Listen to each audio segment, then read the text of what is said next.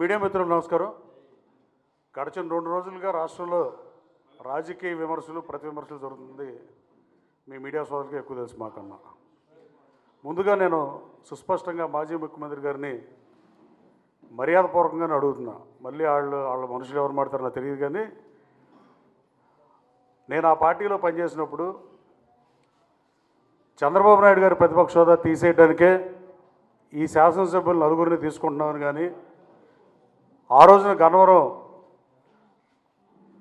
శాసనసభ్యుడిగా ఉన్న అతను తీసుకోవాల్సిన అవసరం, కానీ మాజీ ముఖ్యమంత్రి గారు మీరు స్వయంగా నాతో చెప్పారా చెప్పలేదా? నేను ఎప్పుడూ బయట పెడదామని అనుకోలేదు, కానీ చంద్రబాబు నాయుడు గారి ప్రతిపక్ష హోదా తీసేయడానికి విశాఖలో ఒక శాసనసభ్యుడిని, గుంటూరులో ఒక శాసనసభ్యుడిని, చీరాల శాసనసభ్యుడిగా పనిచేసిన ఆయన్ని నలుగురు శాసనసభ్యులతో ఆగిపోవటం వల్ల, ఇంకో ఇద్దరు రాకపోవటం వల్ల చంద్రబాబు నాయుడు గారు హోదా తీయలేకపోయారు. కానీ అలాగే జనసేనకు ఉన్న ఏకైక శాసనసభ్యుడు, పోనీ తీసుకునేదేదో తెలుగుదేశం వాళ్ళు తీసుకుని ప్రతిపక్ష హోదా పోకూడదామని ట్రై చేస్తాం వేరు, కానీ అసలు ఉన్న ఒకే ఒక శాసనసభ్యుడు రాపాక వరప్రసాద్ గారిని కూడా తీసుకుని మాట వాస్తవం కదా.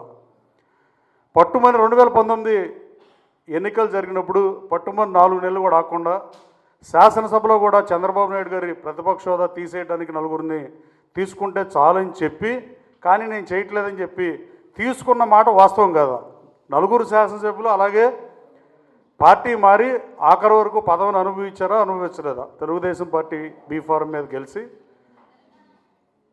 గతంలో విడిపోయి ఇంకో పార్టీ వర్గం శాసనసభ్యులుగానో అలా ఉన్న పరిస్థితి మనం చూసాం తప్ప 1989 నుంచి రాజకీయాలు దగ్గరగా తెలుసు నాకు. కానీ ఇలా పార్టీ మారినాక అదే పార్టీలో కొనసాగటం, చంద్రబాబు నాయుడు గారు హోదా తీసేయడం దేవుడు ఎరుగు, కానీ అది తీయలేకపోయారు. ట్రై చేశారు, బట్ తీయలేకపోయారు. అప్పుడు 10% శాసనసభ్యులు ఉంటేనే ప్రతిపక్ష హోదా చంద్రబాబు నాయుడు గారికి ఉంటుందని, ఆ 10% శాసనసభ్యులను తగ్గించి 18 మంది ఉంటే ఉంటుంది, 17 మంది ఉంటే ఉండదని మీరు చేయని ప్రయత్నం లేదు. కానీ ఇవాళ ప్రజలు 2024 ఎన్నికల్లో గత ప్రభుత్వ హయాంలో భాష మీద దాడి కానీ అత్యంత తక్కువ అభివృద్ధి చేసిన మాట వాస్తవం కదా. దానికి ప్రజలు మిమ్మల్ని ముఖ్యమంత్రి హోదా తీసేసి, మీకున్న ముఖ్యమంత్రి హోదా తీసేసి కనీసం ప్రతిపక్ష హోదా కూడా ఇవ్వకుండా 10% ఆఫ్ సీట్స్ 18 సీట్లు కూడా ఇవ్వకుండా 11 సీట్లకు పరిమితం చేస్తే మీరు హోదా అడగటం భావ్యం కాదు. సభ్య సమాజం హర్షించే పరిస్థితి అంతకన్నా ఉండదని నేను భావిస్తున్నా. రాజకీయ పార్టీగా ఆంధ్రప్రదేశ్ రాష్ట్రానికి ఉపయోగపడే పనులు చేస్తే ప్రజలు హర్షిస్తారు తప్ప ఇలా చేయటం ప్రజలు హర్షించే పరిస్థితులను తెలుసుకుంటే బాగుంటుందని మీ ద్వారా కోరుతున్నా. మాజీ ముఖ్యమంత్రి గారిని ప్రజా సమస్యల పరిష్కారం కోసం, ప్రజల కోసం పనిచేస్తే అది రాష్ట్రానికి ఉపయోగం తప్ప ఇలాంటి పనికిమాలిన విమర్శలు చేస్తే ఏ రకమైన ఉపయోగం రాష్ట్ర ప్రజలకు ఉండదు. రాష్ట్ర ప్రయోజనాలకు కూడా అది మంచిది కాదని తెలియజేస్తూ, కనీసం విజయమ్మ గారు కూడా పాపం ఆవిడ కూడా ఓడిపోయింది. రాజకీయాల్లో ఓడిపోవటం గెలిపోవటంలో సహజం. ఇందిరాగాంధీ ఓడిపోయింది, కలవగుర్తులో ఎన్టీ రామారావు ఓడిపోయారు అలా. కానీ ఆ సీట్లో ఆవిడ పులివెందులు అయితే ఈజీగా గెలిచి ఉండేది. పులివెందుల సీట్ నుంచి ఆవిడ కడప పులివెందుల నుంచి పోటీ చేయకుండా వైజాగ్ ఎంపీగా పోటీ చేసి ఆవిడ ఓటమి పాలయ్యారు. తర్వాత ఎవరైనా పదవి వస్తే ప్రమాణ స్వీకారం చేసి పబ్లిక్ మీటింగ్లు పెట్టి పబ్లిక్ని గ్యాదర్ చేస్తాం తప్ప బాధాకరమైన విషయం ఇది. ఆ రోజున వైఎస్ విజయమ్మ గారిని గౌరవ అధ్యక్షురాలుగా ప్లేనరీ లాంటి మీటింగ్లో 1,00,000 మంది ఉండగా మంగళగిరిలో 1,00,000 మంది ప్రజల మధ్యన రాజీనామా చేయించిన చరిత్ర కానీ, రాజీనామా చేసిన పరిస్థితి కానీ ఈ భారతదేశ రాజకీయాల్లో కానీ ప్రపంచ రాజకీయాల్లో కానీ ఎక్కడా లేని పరిస్థితి. ఇప్పుడు అమెరికా లాంటి దేశంలో అయితే ప్రెసిడెంట్ అభ్యర్థిగా పోటీ చేసి ఓటమి పాలైతే మళ్ళీ ఆడ పాత ఉద్యోగానికి వెళ్ళిపోతారు. ప్రొఫెసర్ అయితే ప్రొఫెసరు, బిజినెస్ అయితే బిజినెస్, జాబ్ అయితే జాబ్. కానీ బ్యూటీ ఆఫ్ డెమోక్రసీ, పార్లమెంటరీ డెమోక్రసీలో భారతదేశంలో ఉన్నది ఓడిపోయిన అభ్యర్థులకు కూడా గెలిచిన అభ్యర్థికి ఆ పార్టీ వాళ్ళు పెళ్ళిళ్ళకి పిలిస్తే ఓడిపోయిన అభ్యర్థిని కూడా ఆ పార్టీ వాళ్ళు గౌరవించే పరిస్థితి ఈ దేశంలో మాత్రమే ఉంది. అలాంటి చోట విజయమ్మ గారితో అలా రాజీనామా చేసిన కూడా బాధాకరం. అలాగే పవర్ స్టార్ పవన్ కళ్యాణ్ గారిని కూడా ఆయన ఏదో కార్పొరేటర్కి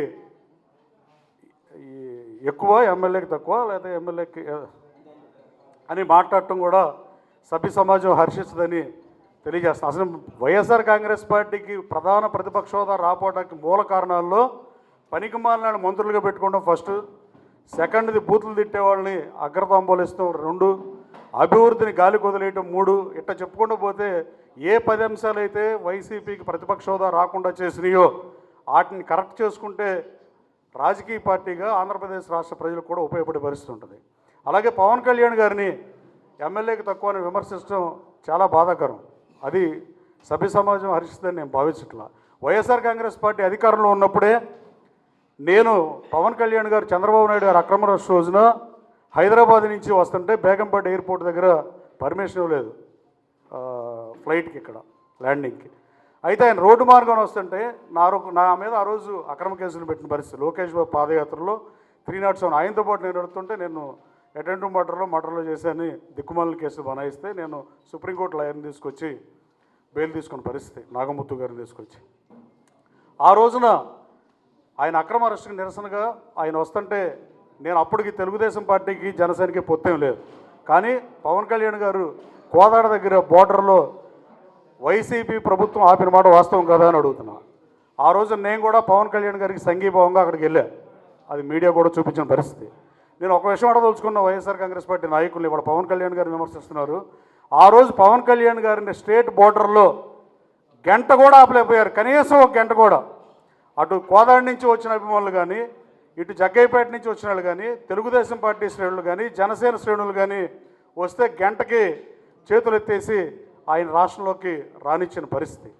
అది అలా వ్యక్తిగత విమర్శల్ని, పనికిమాలిన విమర్శల్ని రాజకీయాల్లో గతంలో వడ్డే సుబ్రహ్మణ్యం గారు, యలమంచి శివాజీ గారు, ఇంకోళ్ళు రాజకీయ ఒకళ్ళ పేరు చెప్పడం కాదు, కానీ ఆ టైంలో రాజీవ్ గాంధీ గారిని విమర్శించిన రాజీవ్ గాంధీ గారు అని అట్లా విమర్శించే పరిస్థితి రాజకీయాలు రావాలని ఈ రాష్ట్రంలో మనస్ఫూర్తిగా కోరుకుంటూ, ఇలాంటి పనికిమాలిన కాలం చేతుల మాటలకి తిలోదకాలు ఇవ్వాలని, మీడియాకి బీపులు ఉంటే గతంలో వైసీపీ వాళ్ళు మాట్లాడి రావని 2-3 సార్లు నేను చెప్పాను, గుడివాడ బహిరంగ సభలో కానీ మీ మీడియా సమావేశంలో ఒకసారి కానీ.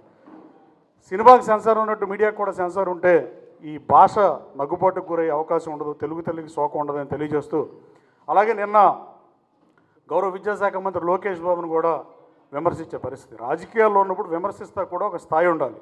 మనం 294 సీట్లు ఇచ్చిన చంద్రబాబు నాయుడు గారిని, 175 సీట్లు ఇచ్చే చంద్రబాబు నాయుడు గారిని, 25 పార్లమెంట్ సీట్లు ఇచ్చే ఆయన్ని ఆ స్థాయిలో విమర్శించాలి తప్ప ప్రతి ఒక్కళ్ళు విమర్శించడం మన స్థాయి ఏంటో మనం తెలుసుకుంటే బెటర్. అలాగే ఉద్యోగ ఉపాధి అవకాశాలే కల్పనే లక్ష్యంగా విద్యాశాఖ మంత్రిగా ఉండి తను శాఖ కాకపోయినా పరిశ్రమలు తీసుకొచ్చే పరిస్థితిని లోకేష్ బాబు నిరంతరం చేస్తున్నందుకు అభినందిస్తూ, రాష్ట్ర అభివృద్ధి ధ్యేయంగా నిరుద్యోగ యువతకు ఉపాధి అవకాశాల లక్ష్యంగా 20 లక్షల ఉద్యోగం ఇప్పిస్తానని యోగాలంలో చేసిన ఊరు వాడా చెప్పిన దానికి అనుగుణంగా టెస్లా కంపెనీతో మీటింగ్ కానీ, నేను కూడా లోకేష్ బాబుతో అమెరికా వెళ్ళా, టెస్లా కంపెనీతో మీటింగ్ కానీ, అలాగే ఫార్చ్యూన్ 500 కంపెనీస్తో మీటింగ్స్ కానీ, డాలస్లో కానీ, హ్యూస్టన్లో కానీ, అలా అన్ని చోట్ల లాస్ ఏంజల్స్లో కానీ, ఐటీ సర్వ్ మీటింగ్లో కానీ అన్ని చోట్ల కంపెనీలు తీసుకొస్తున్న లక్ష్యంగా ఇలా ఎన్విడియా కానీ ఇలా చాలా కంపెనీలతో మీ డేటా సెంటర్ని మా రాష్ట్రంలో నెలకొల్పమని తిరుగుతా, ఇక్కడ హెచ్సిఎల్లో కూడా రాబోయే కాలంలో గన్నవరంలో ఉద్యోగాలు పెరిగే పరిస్థితి, టీసీఎస్ 10,000 ఉద్యోగాలు కల్పించిన పరిస్థితి. అలా పనిచేసే నాయకుడికి సంఘీభావంగా మాట్లాడాలి తప్ప పనికిమాల విమర్శలు చేస్తే లక్ష్యాన్ని ఎవరు అడ్డుకోలేరు. లోకేష్ బాబు 20 లక్షల ఉద్యోగాలు ఉపాధి అవకాశాలు కల్పన భాగంగా. అలాగే గత ప్రభుత్వం మిమ్మల్ని ఒకటే అడుగుతున్నా, గన్నవరం నియోజకవర్గంలో హెచ్సిఎల్ కంపెనీలో ఉద్యోగాలు ఎందుకు పెరగల మీ హయాంలో? 2, అశోక్ లైలాండ్ కంపెనీ ప్రారంభానికి సిద్ధంగా ఉండి వెనక్కి ఎందుకు వెళ్ళిపోయింది? పారిశ్రామికవేత్తలు ఎందుకు పారిపోయారు? 1350 ఎకరాలు ఉన్న మల్లవల్లి పారిశ్రామిక కారిడార్లో 16.5 లక్షల రూపాయల ఎకరాన్ని 89 లక్షలకు పెంచి అందరినీ మిమ్మల్ని బయటకు గెంటిన మాట మీరు వాస్తవం కాదా? ఇవాళ నేను ఎమ్మెల్యే అయిన తర్వాత అశోక్ లైలాండ్ కంపెనీని తీసుకొస్తానని ఎన్నికల ప్రచార సభలో చెప్పి అశోక్ లైలాండ్ ప్రతినిధులతో చర్చించి వాళ్ళని వెనక్కి తీసుకొచ్చిన పరిస్థితి. ఈ నెల 18, 19 అది గౌరవ మంత్రి లోకేష్ బాబు గారి చేతుల మీదుగా ప్రారంభానికి సిద్ధంగా ఉన్న పరిస్థితి. అలాగే రాష్ట్రానికి మంచి చేయడానికి ప్రతిపక్ష పార్టీలు కూడా కలిసి రావాలి, లేకపోతే ఏమి చేయకపోతే కాముగా ఉండాలి తప్ప పనిచేసే వాళ్ళ మీద బుర్ర చంపితే ఆత్మస్థైర్యం తీయొచ్చు అనుకుంటాం అవివేకంగా నేను భావిస్తూ, పవన్ కళ్యాణ్ గారి మీద కానీ అలాగే లోకేష్ బాబు గారి మీద చేసిన వ్యాఖ్యల్ని తీవ్రంగా ఖండిస్తున్నాను. Thank you.